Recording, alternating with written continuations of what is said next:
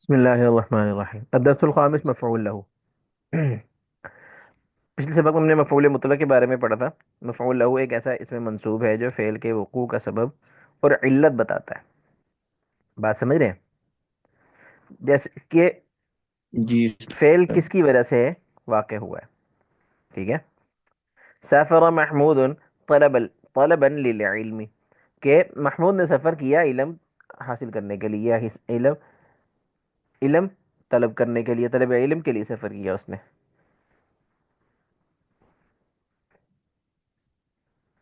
تصدقت على الفقراء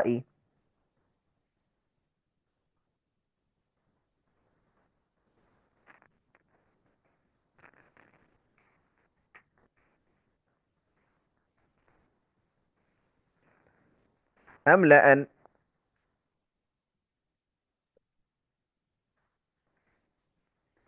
فی الثواب، ٹھیک ہے؟ کہ میں نے محتاجوں پر ثواب کی امید پر صدقہ کیا۔ عملاً آئے گا، عملان نہیں آئے گا۔ تصدقت علی الفقراء عملاً فی الثواب، کہ میں نے محتاجوں پر ثواب کی امید میں صدقہ کیا۔ علت بیان کرنے کے نا عربی میں دو طریقے ہیں، ایک مفعول لہو جس کے اوپر مثال آ گئی، دوسری یہ کہ لام سببیہ بیان کیے کہ جئت للعلم، اس طرح بات کر جائے کہ میں آیا علم حاصل کرنے کے لیے، جئت للاکلی میں آیا کھانا کھانے کے لیے، یا لاکل الطعام لام سببیہ کے ذریعے فعل کے وقوع کی علت بیان کی جاتی ہے۔ جیسے سافرت لطلب العلم، میں نے سفر کیا طلب علم کے لیے، یا لان اطلب العلم، کہ یا میں علم حاصل کروں، یا لاطلب العلم، یا علم حاصل کروں۔ جہاں مفعول له کا موقع نہ ہو وہاں ضروری ہو جاتا ہے کہ اسی لام سببیہ کے ذریعے علت بیان کی جائے۔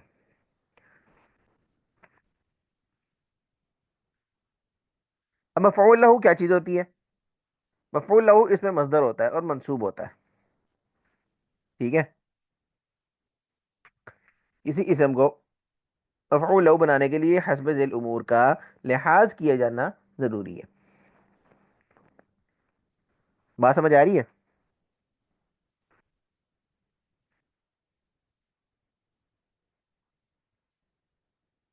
نمبر ایک، سب سے پہلے یہ کہ وہ مصدر ہو، کہ مفعول له جس اسم کو ہم نے مفعول له بنانا ہے اس میں کیا کیا خاصیت ہونا ضروری ہے؟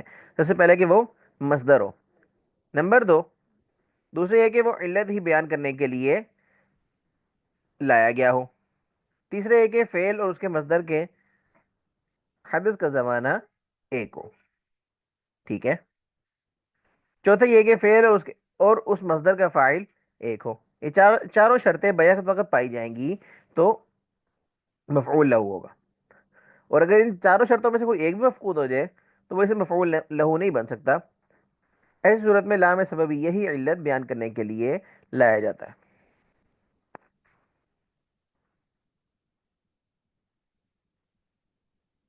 اب جیسے ان مثالیں دی ہیں، ان مثالوں میں صحیح سمجھ آئے گی۔ جئتک للکتبی، اب یہاں پہ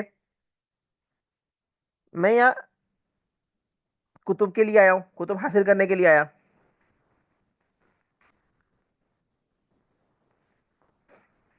یہاں پہلی شرط جو ہے مصدریت ختم ہو گئی، تو اس وجہ سے اب یہاں پہ لام سببیہ لانا ضروری تھا۔ اب جئتک رکوبا، یا دوسری شرط یعنی تعلیل، علت مفقود ہے اگرچہ رکوباً مصدر ہے،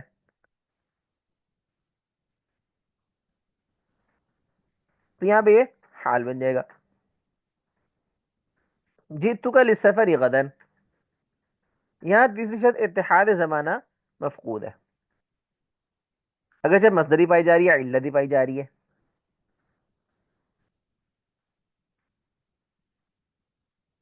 جئتک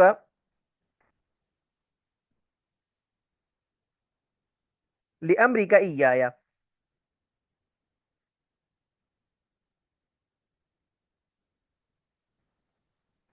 یہاں چوتھی شرط یہاں اتحاد فاعل، یعنی حکم والا کوئی اور ہے، اور یعنی جو جئتو کا فاعل ہے وہ تا ضمیر ہے متکلم کی، اور مصدر کا فاعل کاف ضمیر ہے. بات سمجھ میں آئی ہے؟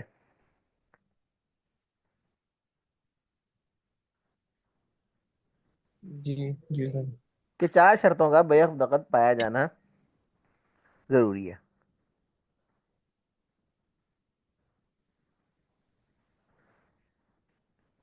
اب یہاں پہ ایک بات ہے کہ بھائی چلو لام سببیہ تو لے آئے، تو اب یہ لام سببیہ کی وجہ سے جو اسم ہوگا وہ مفعول لہو بنے گا یا کچھ اور بنے گا. تو اس کا جواب یہ ہے کہ جب لام سببیہ آیا تو وہ لام حرف جر آئے گا. تو اب وہ جار مجرور مل کے فعل کے متعلق ہوں گے. ٹھیک ہے، کیونکہ وہ اپنی حیثیت کھو چکا.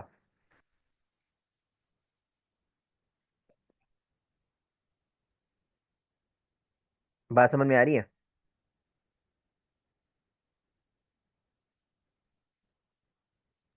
جی جی سر.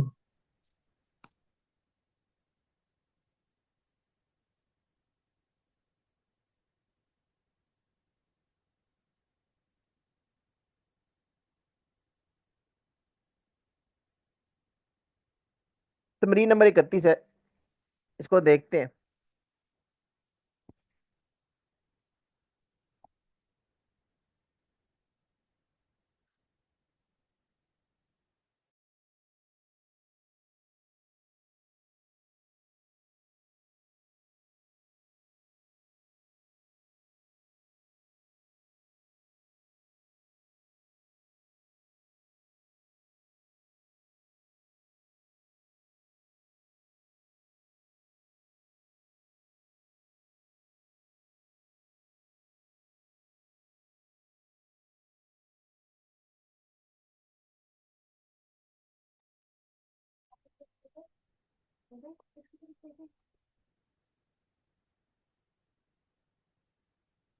امید ہے بات سمجھ میں آئی ہوگی.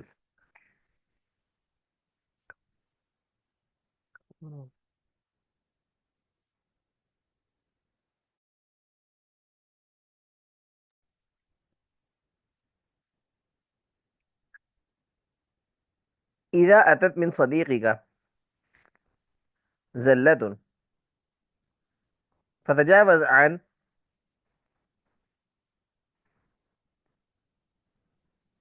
حفوته ابقاء على مودته ورغبة في اصلاحه.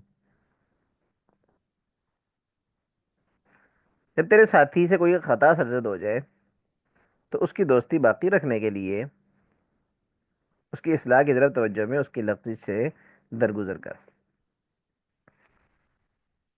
الجبان اذا رأى زعرا طار لب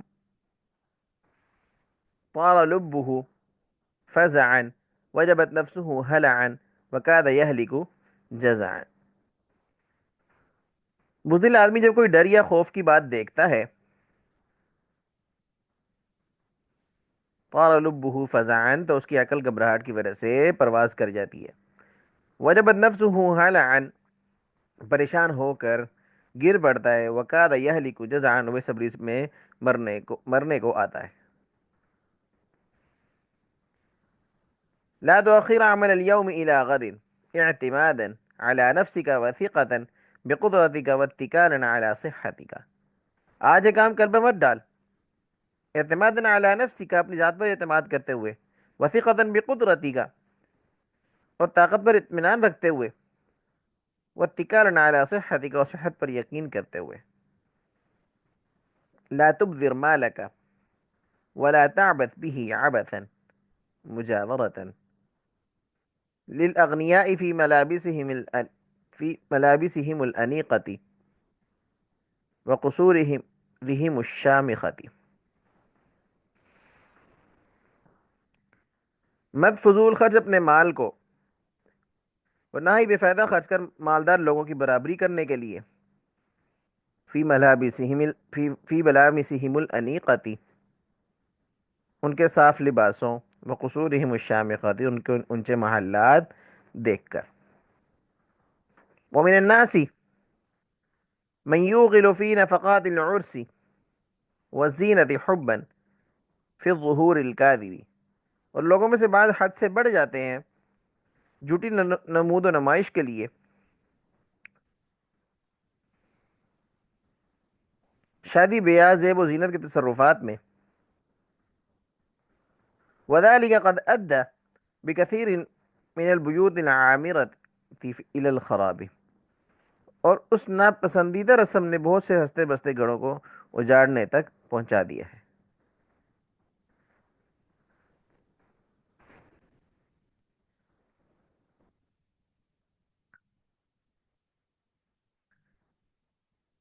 المجدون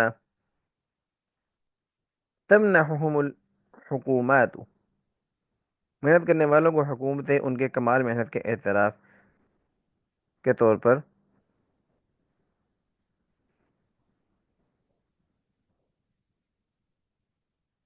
اوسمة وجوائز اعترافا بفضلهم وحثا لغيرهم على الاقتداء بهم.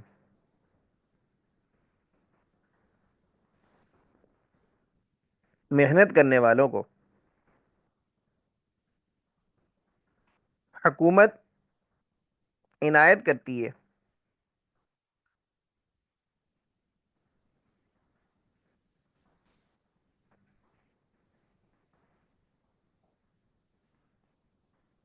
اعزازی تمغات اور انعامات، اعترافا بفضلهم وحثا لغيرهم على الاقتداء بهم، ان کا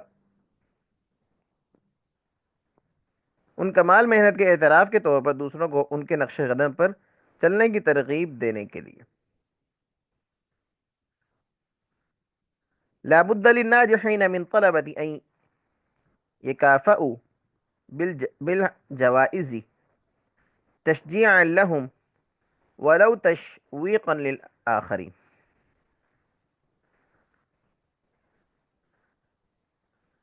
ضروری ہے کامیابی حاصل کرنے والے طالب علموں کو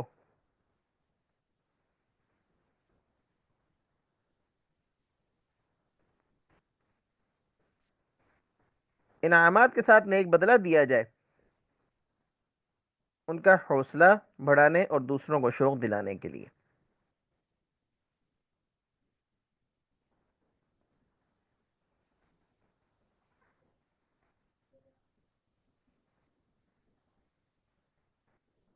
بات سمجھ میں آئی ہے؟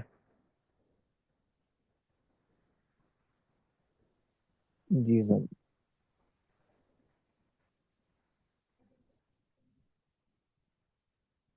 کتنے جملے ہو گئے؟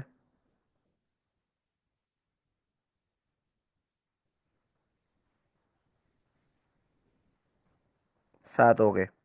ہوں. ٹھیک ہے، 7 جملے ہو گئے ہیں.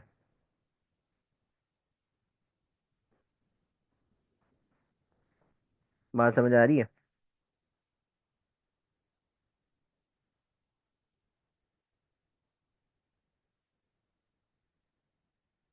بتائیں کچھ سمجھ میں آ رہا ہے یا نہیں؟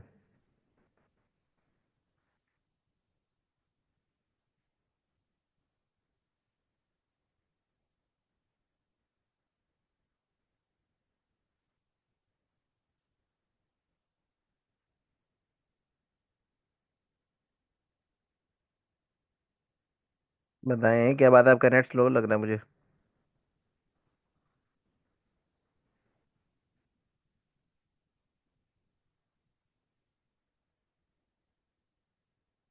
کل کا سبق جو ہے وہ آپ نے 8ویں جملے سے لے کر اس جی کے سر نیٹ جو ہے نا ہو رہا ہے سلو. اچھا، کل کا سبق جو ہے وہ 8ویں جملے سے لے کر آپ نے 14، یہ والی تمرین، 8 9 10 11 12 13 14، 7 جملے یہ، اور اگلے 10 جملے. کل یہ تمرین آپ نے مجھے لکھ کے چیک کروانی ہے. سمجھ میں آ رہی ہے؟